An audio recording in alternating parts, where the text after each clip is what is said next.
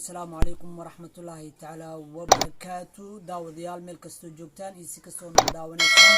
waxaad ku soo dhawaataan Tuute TV oo dhawaan markaasi hawada si toos ah ugu soo biirnay waxaana idin soo gudbin doonaa arrimaha bulshada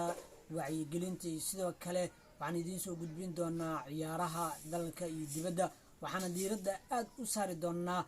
dhanka ciyaaraha iyo waliba waxyaabaha ay xiiseynayaan dhalinyarada markaasi caalamka iyo kan gudaha dalka Soomaaliya ku sugan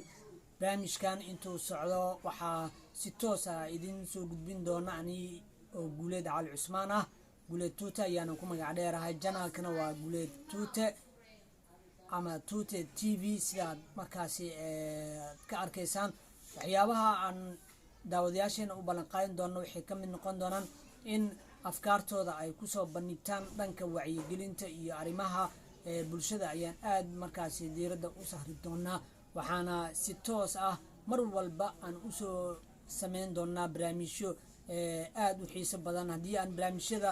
hadda nuqulka ama qaybo ka mid ah barnaamijyada aan soo wadno waxaa ka mid noqon doono ciyaaraha Soomaalida oo markaasi uu noqon doono barnaamij joogto ah oo loo bixin doono xogta ciyaaraha dalka sidoo kalena asxaabta ku xiran page-ka Facebook-ga Guuleed gaar ahaan page-ka xogta ciyaaraha dalka iyagana waxaan u soo gudbin doonaa akhbaar aad u wanaagsan oo ku saabsan ciyaaraha gudaha dalka waxaa hadda socdo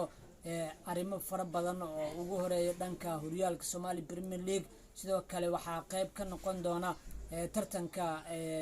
hadda dhawaan bilaaban doona kubadda kolayga ee dalkeena Soomaaliya waxaana loo qaban doonaa dhalinyarada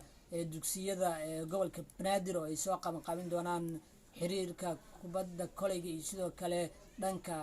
gobolka Banaadir sidoo kale waxaan idin soo gudbin doonaa dhacdooyin walba oo ku saabsan waxyaabaha quruxda badan ee dhalinta Soomaaliyeed ee xiiseynayaan muhiimadda koowaad wuxuu noqon doonaa dhanka arrimaha sportiga iyo waxyaabaha kale aad ka markaasi idin soo gudbin doono waxaan markaa daawadayaasheena sharafta leh ka codsanaynaa in ay noo soo dhaweeyaan oo ay markaasi waxyaabaha ay u baahan yihiin aan markaa ka qabtirno dhan walba oo arrimaha bulshadana qayb ayuu ka noqon doonaa waxa arrimaha bulshada qayb ka noqon doona barnaamijka fanka iyo suugaanta sidoo kale waxaa qayb ka noqon doona barnaamijyada dhalinta jecel markii noqoto madadaalada oo waxyaabo badan ayaan daawadayaasheena sharafta leh u soo gudbin doonaa waxaa barnaamijyadaasi aad ula socon doontaan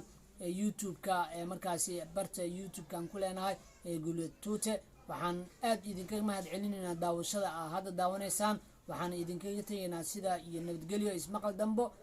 oo xiiso leh.